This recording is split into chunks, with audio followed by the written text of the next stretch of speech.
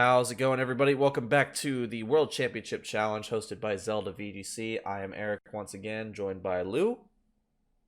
What is up, everybody? And we got a pretty interesting matchup this time. Keyboredom running that, kind of standard X-ray team that won the EUIC. But from Polpolpo, from now on, just referred to as Pol, for the sake of our tongues. Yeah. He's running an interesting route on Ho-Oh team, along with Mega Gengar, Amoonguss, Incineroar, and Persian. I'm interested to see if, this is Mega Gengar. Well, it's going to be Mega Gengar, right? I'm also interested to see if he has some sort of Perish mode, as we see with, like, the Incineroar. And normally you don't see Persian that much in VGC 2019, since a lot of its role is kind of taken up by Incineroar a little bit. Like, they kind of do similar things. So I'm interested to see what he has on his Persian to make it really stand out here. Yeah, we're seeing a relatively standard X-ray build going up against Groudon and Ho-Oh. Yeah, this team looks very, very interesting. This Persian combined with Gengar should be. It just seems really annoying to go up against, to be honest, because you have Parting Shot threat, which would lower the attacking stats on both sides, and you have Gengar's Shadow Tag ability, which has the ability to trap. And these X-ray teams, I mean, they have Incineroar, they have Earth Power Rayquaza, they have means of getting rid of Gengar, but I'm interested to see if this Ho-Oh is going to be able to make an impact. Probably not the most optimal Pokemon for this matchup, because you do have that Nihilego staring down the opposing team.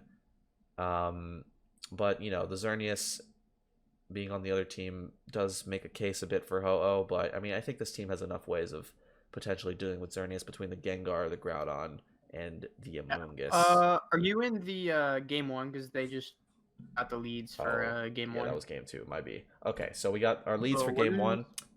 We got Persian and Gengar going up against Incineroar and Nihilego. Interesting position here. You would assume after the Mega Evolve, if he's able to get Groudon on the field into a decent, be devastating. Instead, he's going for the Perish Song, and his Gengar living the Rocky MZ. You could maybe assume that it's EV to live that. I don't know if it's natural bulk lives that on its own, to be perfectly honest. Not familiar with that calc since I haven't used either of those Pokemon that much this season.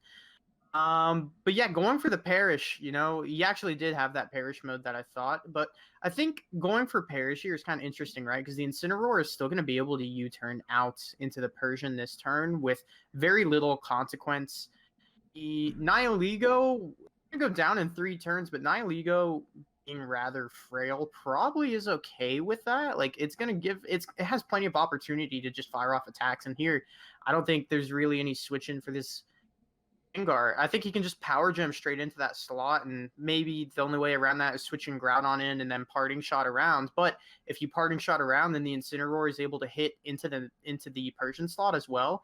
I'm interested to see how he gets around that, like, Power Gem. I'm not sure if U-turn probably is enough to kill Mega Gengar from here.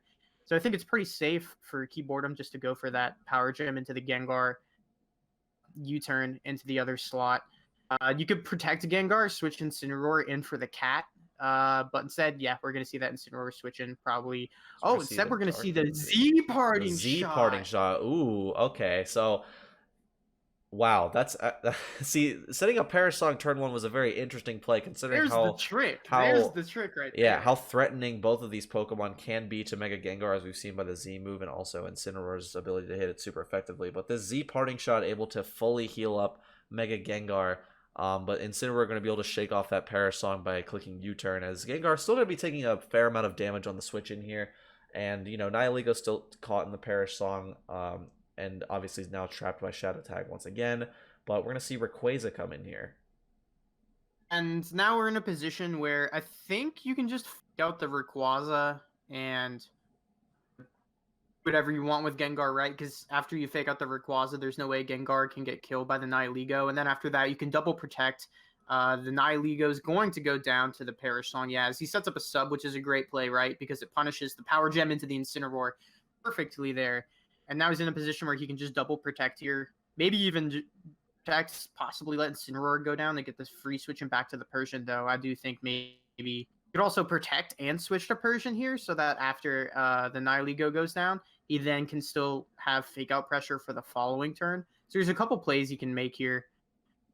going to try to see how Keyboredom can try to punish this passive Perish play. But in general, Paul here with some fantastic Perish options. That's the first time I think I've ever seen the Z parting shot on a Perish mode, and I'm just happy to see that it worked perfectly there. Yeah, I see when I saw Persian with this build, I sort of had a sneaking suspicion that it could be a Perish Trap build because, obviously with parting shot and stuff like that, you'd have the ability to make your opponent's team just do a lot less damage. But yeah, obviously we're just going to see the double protect there. Actually, we're not going to see the protect from Polpo's Gengar, as it's going to be able to fire off a sludge bomb. Sludge bomb. Yeah, into the Rayquaza, getting a bit of chip damage, which is going to do a little bit considering this Rayquaza is carrying the assault vest, and Nihilego going to be easily dropped with the Perish Song. And now we have Xerneas and Rayquaza facing down a weakened Gengar and a weakened Incineroar. So, I mean, you got one KO with Perish, but something leads me to believe that that strategy is not going to work again.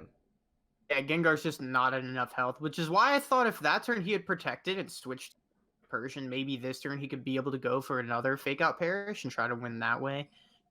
Losing the substitute on Gengar kind of hurts because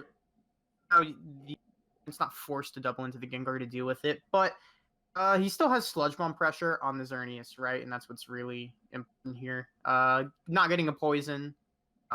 Kind of big on the Rayquaza there because you imagine if it got the poison, because it's Assault Vested, that extra poison damage would have been pretty crucial for narrowing it down for whatever restricted Pokemon Pole has in the back, whether it be his Groudon, whether it be his Ho-Oh. But now it's a bit of a mind game here, right? Because he can Sludge Bomb the Xerneas, right? Just do huge damage to it. But at the same time, Xerneas could easily protect as Rayquaza kills the Gengar. However, if the Xerneas protects, you probably want to switch Gengar out and you turn it around, or protect it and you turn and just keep Gengar alive for as long as you can while you rack up that extra passive damage on this Rayquaza. Because you imagine if you get Persian out here, you can outspeed and foul play this Rayquaza for huge damage. So if the Xerneas protects, I think you want to switch to Persian U-turn. But if the Xerneas doesn't protect, you just want to smack it with the Sludge Bomb. Yeah, as we're going to see Gengar go for the protect here, with the Earth Power going into it, as Xerneas is going to be able to set up the Geomancy, and this Incineroar is going to be able to pivot out with U-turn into the other cat, Persian. So, Polpolpo has some fake out pressure here. However, I'm not sure how much the fake out's going to do for him, considering, Gengar is now facing down a pretty healthy Rayquaza and a +2/+2/+2 Xerneas, as we're going to see the fake out going into the Xerneas and another Perish Song coming out here, as Gengar is going to be knocked out here by the Earth Power. So Polpolpo losing his ability to trap Keyboredom's Pokemon here, so he is free to switch out. However, it kind of sucks because you spent all this time to set up that Xerneas, and now it's going to have to go down in 3 turns. But, on the flip side, 3 turns might be all Keyboredom needs to close up this game, considering now he has a fully set up Xern, as Incineroar is going to come back in. If he has the Ho-Oh in the back, he actually might have a decent chance of winning this game, especially if he's able to stall out these turns. Because once this Xerneas goes down, I think Ho-Oh will be able to take on Rayquaza at this point, obviously because it's got the Intimidate down.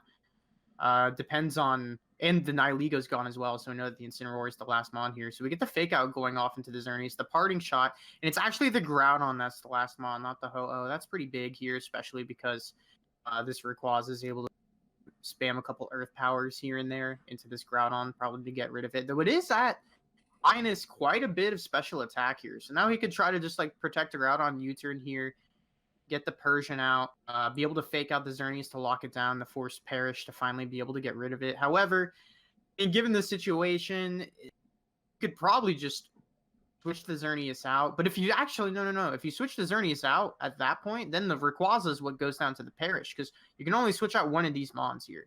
Right? So kind of forced to want to switch one of these this turn if he wants to keep all Mons alive, right? Yeah. We might want to switch out the Rayquaza here, especially because it has the drops, so it might not be that effective. Maybe just attack here is, he wants to switch in that Incineroar here, intimidate the Dawn, and decides not to go for the fake out. Oh, yeah, he can't fake out there. And he actually goes for the sub instead on the Groudon. Now he's in a position where the Xerneas is going to be dying. He could switch out the Xerneas, probably does want to switch out the Xerneas. as the Persian's able to hit that Rayquaza with a big foul play, so we might want to keep Xerneas around to deal with it. And I mean, the Ray switching can really get punished, right? Not too hard. Switching the Ray, using the opposing Incineroar. And I don't think there's really that much that can be done to punish that. As Pole able to maybe get a little bit of position back with the sub, but to be perfectly honest, I think that's maybe a tech you would want to save for game 2 at this point. Yeah, we're going to see the Rayquaza switch in here. Like you said, not much Polpo can actually do to punish that switch in. But, losing Ray would be pretty costly because it makes the Groudon matchup a bit more awkward. But, Groudon's taken so much damage at this point that it may not be insurmountable for both an Incineroar and a Xerneas to overcome. But with Incineroar going down, Polpo brings in his other cat, Persian, which likely still has its Focus Sash intact. So it's going to take a couple hits to knock that thing out. But Keyboredom definitely looking in the dominant position here with both the Xerneas and the Rayquaza facing down Polpo's Groudon. I mean, Persian can fake out here, but I mean, at -1, this Groudon probably not going to be doing a lot of damage this turn. He also doesn't even need to leave his Rayquaza out in the field here, right? Like, he can probably just protect Xerneas, switch into Incineroar, then on the following turn, just deal with the cat with the Xerneas, and then Ray can just win the 1v1 versus Groudon. That's exactly what he's doing here. Some great plays by Keyboredom here to try to get around a really, really interesting Perish trap set by Pole. I think Pole definitely has the tool in this matchup to give Keyboredom a run for his money. Like, if maybe he had played his Perish mode slightly differently with, maybe keeping that sub around on Gengar instead of going for the Sludge Bomb into Ray and trying to position it so that after the first Perish ended, he had fake out pressure on the field and Gengar behind the sub, so then he could fake out Perish again and then still work around it that way. I think if maybe he had positions that a little bit better, might have been able to just take this game from Keyboredom. So I'm interested to see if he tries to go for the similar route in this upcoming game and what Keyboredom in order to stifle that. Now that we know about the Z parting shot, now that we know that Rockium from Nihilego isn't picking up a KO on that Gengar. Yeah, it'll be curious to see how Polpo will adjust this Perish Trap mode because obviously it didn't work out too well for him in game 1 because his Gengar just took way too much damage, and I think his team as a whole, just being forced to play so passively against this X-Ray build that played pretty offensive and aggressive, were just able to chip down pretty much his entire team to the point where it made switching and pitting down Keyboredom's team with that Perish and the fake outs just really much more difficult to do. So I'm curious to see how he'll switch up the game plan for this time, not only in the leads department, but also how he plays that Perish Trap mode, if that's even the route he decides to go in this next game. Yeah, and I think, like, what would you really want to see from an adjustment here from Pole? I think you kind of want to go with the same mode, right? Because how can Keyboredom really punish the instant Gengar lead? Maybe leading his own Incineroar and Rayquaza is something that's an option. I don't think we saw Incineroar speeds if I missed them, but I mean, if there's similar speeds, or if Keyboredom knows he has a faster Incineroar, or is running a generally fast Incineroar, and he'd be able to have that fast fake out pressure to go for fake out Earth powers, and the Rayquaza can't really, or the Gengar can't really damage the Rayquaza or the Incineroar too much. But of course, it's not damage. Anyways, damage isn't what's important. What's important is going for the Perish Song, turning around, parting shotting around to keep up your pressure. And let me tell you, that Z parting shot on Persian on a Perish mode is something that's super cool. I don't think that's something that we've seen much of this year. I mean, correct me if I'm wrong if we've seen this in other online tournaments, since I haven't really followed the online tournaments this year very much. So I'm not sure if it's made an appearance in any of those. But I think it's a really, really, really clever trick. Yeah, that was really cool to see in game 1 how, we saw Gengar took all that damage and it was like, well shoot, now it's not going to be able to trap very effectively at 10% health. But then we see Persian whip out the Z parting shot and fully heal up the Gengar. But obviously, Gengar wasn't able to stick around too long because as on the switch in, it did have to take a couple of attacks on its way back in. But we're going to see the Persian and Gengar lead come out from Polpo, and we have Keyboredom leading off with the same thing of Incineroar and Nihilego. And we're going to see the Persian fake out the Incineroar, and Nihilego once again go for Continental Crush, as once again it is going to just barely miss out on the knockout. checked it up. I checked in between matches, just because I was curious. That's definitely Eevee to live that normally. That's going to be Oko in the Gengar. I imagine if you Continental Crush the Persian there instead of the Gengar, it'd pick up the clean Oko, and then maybe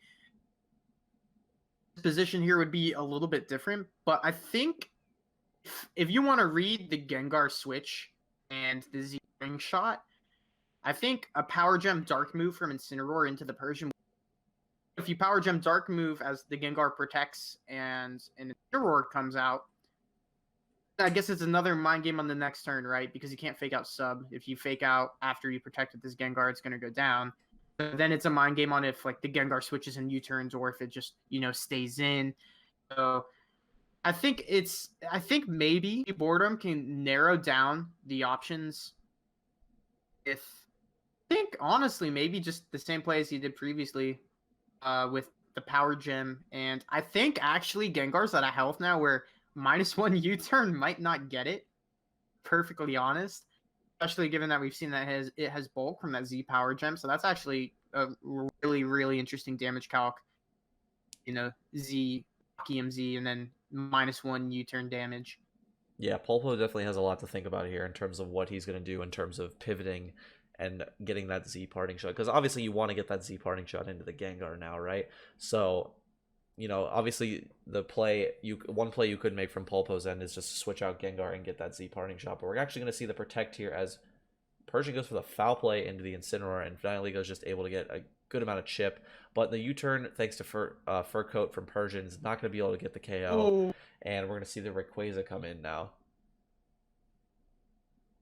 Yeah, that was actually an insane play. I kind of expected that to pick up the KO unintimidated, to be perfectly honest. But now I think, I mean, still take that because now you can extreme speed to stop the Z parting shot. If you keep on, that's exactly what he goes for. Gets that extreme speed to go off. Power Gem damage into Groudon actually an amount, to be perfectly honest. Like, sure, you're able to bring back the Gengar. You're able to bring back the trap. I mean, at what cost, right? Your Gengar's got very little health left. You have no offer. If you want to go for Perish a second time, you're going to go down to the Earth Power, and then Xerneas is pretty much free to clean up this game. Yeah, even though Nihilego going to go down, it's not that big a deal, honestly. If Nihilego goes down, it's really done its job here. It's done a ton of damage to Gengar. It made it so Persian was in range of getting knocked out. It's put Groudon in pretty much Earth Power range. So, I mean, you're not really stressing about Nihilego going down here, as, we're likely going to see the double protect here. Yep, but still at the last turn of Perish Song, as, Rayquaza pretty much gets a free Earth Power into this Groudon. But going into the next turn now, Keyboredom could easily just bring out his Incineroar for fake out pressure, or possibly even his, maybe Xerneas. Xerneas could come out here, but, I mean, I would expect probably to see Incineroar here just to have that fake out pressure.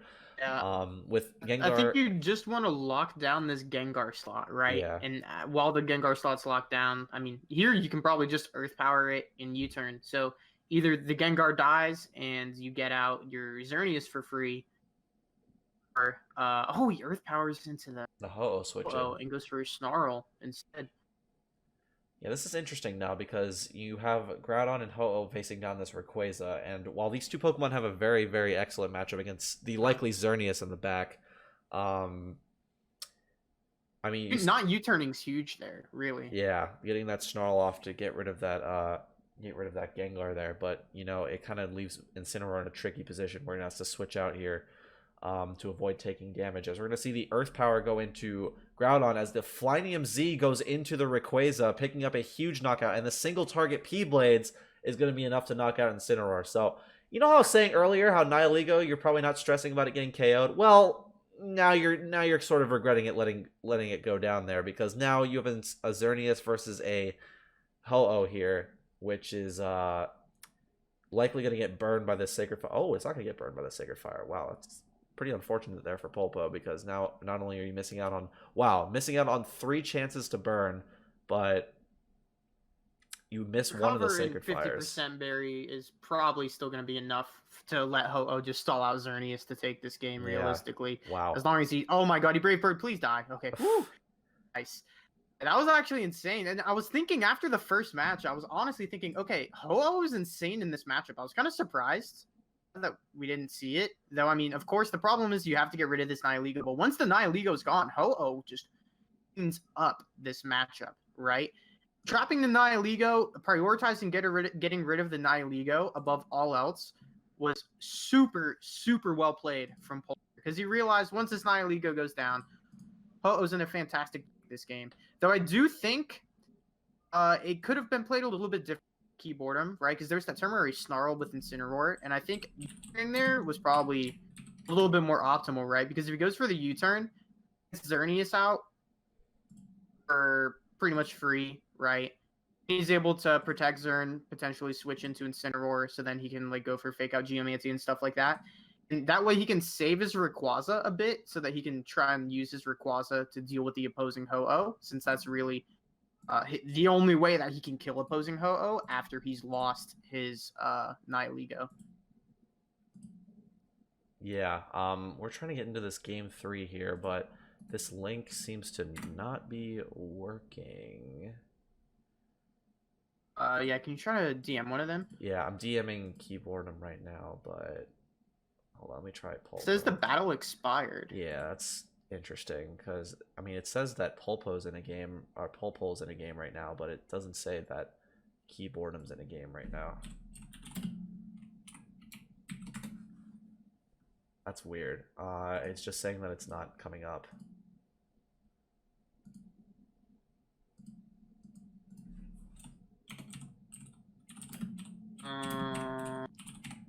Forgive us, folks, for the technical difficulties, but we're working to get this match back online for you. I'm not really sure what's going on here. How is it expired? I have no idea, because they're able to link it and stuff. I don't know. Well, that's weird. This is kind of strange. Maybe 15 minutes after you link a hidden room, it expires or something. I don't know. He just sent me the link again, like in PMs, but it says it's still an act. It's still Oh, here we go. Okay, so you just had to send me an actual invite. Oh, okay. Okay, so we're a couple turns. Well, we're just one turn in. Okay, so we got Gengar and Rayquaza versus Incineroar and Rayquaza. And turn 1, it looks like Gengar protected, and Persian parting shotted the Rayquaza to switch out into Groudon, and Rayquaza air powered into Gengar's protect as Incineroar went for the Snarl. And there's that exact instant Rayquaza adjustment that I was talking about that we might have been able to see from game 1 to adjust to the lead, and he decides to bring it here. And now he's also going to go for that Sludge Bomb into Ray. As Ray reveals Crunch coming in, and a P-Blade's miss on the Incineroar from Pole.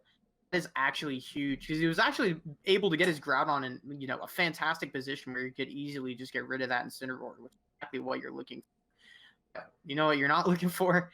P-Blade's whiffs, man. That's not what you want to see. Yeah. Even though he's still not in worst of positions, like his Groudon can still threaten this Nihilego with a P-Blades, but barring it hits. Yeah, of course, assuming it hits. But with the special attack drop on Rayquaza, I think the only way that this Groudon can go down is if Nihilego Z moves it and if Rayquaza Earth powers it. Or can get punished by Groudon just protecting and Gengar going for something like a Perish Song, right? Then he's maybe able to adjust to it that way. Timer's on, so this game's about to start picking up, churning out some moves. Yeah, Polpo's definitely I mean, he's not in a horrible position, but you know, having this Gengar at less than half health is less than ideal here. As Nihilego pretty much able to get a free Z move with the double up into Groudon. That's going to be an easy knockout, as it's going to get the special attack boost, which is not going to be good for Polpo here because, you know, now you have to contest with this boosted Nihilego, and even Rayquaza at minus special attack and minus attack is still going to be able to do a lot of work. But, you know, you could always easily switch out Rayquaza, preserving it for later, as Ho-Oh is going to come in here. Oh, a very interesting choice considering you're staring down a Pokemon with a +1 special attack stat and the ability to Power Gem. Yeah, like he has Fake Out Perish. I was really expecting Gengar to come out there just so he could go for Fake Out Perish Song, and then lucky with Protects to maybe stall it out, and then Ho-Oh would be able to just clutch the rest of the game. Yeah, but But because like bringing out Ho-Oh here, I mean, he can fake out Tailwind. Yeah, that works. We saw he had the Z move previously. I mean, with the fake out pressure from Ensign, I mean, it probably doesn't have Protect. We've seen Recovery, we've seen Tailwind, we've seen Brave Bird, we've seen Sacred Fire. Doesn't have Protect. It just has a free fake out power gem into this Ho-Oh slot. There's no switch ins for it. I think it's looking pretty grim now. yeah, in order for Ho-Oh to clean up the end game like it did last time, you have to get rid of this Nihilego. And considering Polpo's Groudon has been removed from the game, it's looking like a pretty difficult task for Polpo to remove this Nihilego. Of course, you still have the Z move coming out from Ho-Oh, but that is a resisted hit, and also Ho-Oh is at -1 attack. So Brave Bird likely not going to be doing a lot of damage. As, yeah, the fake out goes into the Incineroar. Or no, wait, the fake out comes out from Incineroar and goes into Persian, and with that knockout, yeah, Keyboredom's just going to take the game there with an easy knockout onto Ho-Oh. I think from that point on, you really just have to hope for, you know, a Z move crit into the Nihilego with Z and Yeah. really like all you can maybe hope for to get out of this to try to win. I mean, it was always going to be a rough ask after the Groudon went down, right? Yeah. Assuming that if the P-Blades had hit on that Incineroar, then I think Pole is probably in an optimal position to go ahead and take this game, especially trapping an array that, you know, had drops on it. Then, of course, after that P-Blades miss, he's kind of forced into that 50-50 scenario where Groudon can die if it gets doubled into, but if it doesn't get doubled into, then Nihilego is going to go down. So a bit of a mind game situation that he was forced into because of the P-Blades miss. So unfortunate to see that. You got to give credit to Keyboredom though. I mean, it's hard to judge the matchup either way, like who objectively has, you know, the matchup benefit. I'd say maybe the Ho-Oh kind of tilts it a little bit in Pole's favor, but the Nihilego, of course, is the roadblock to making it just, you know, a good, like objectively good matchup for Pole. I always love seeing these types of games that are, you know, position based and teams because it's just such a clever way to try to win games just by using superior board position and, you know, substitute perish song fake out pressure. I really love these types of games, and I'm super happy that we were able to commentate it and watch polls. Correct me if I'm wrong, but I think is he already confirmed for cut? Was that round 5? I believe so. Yeah, this is round 5. So since he was undefeated, that Polpo is confirmed for top cut because we are having an all X2 cut for this tournament. So congrats. Yeah, that's great because I really want to be able to see Pole play again in top cut and watch, you know. Well, what? No, wait. Pole just lost. tourney run a little closer. Yeah, Pole lost, so he's an X1. So Keyboredom. All X2 cut. Yeah, and there's only one more round, right? Yeah. Wait. Oh yeah. Wait. Yeah, this is round 4. So both these players are confirmed for cut. Wow, I can't do math. Okay, sweet. Yeah, so both these round players. 6 pairings just went up. Oh wow, that was really fast. We actually had a second game for you guys, but it looks like that one's over. So we will be right back while we find a match for round 6.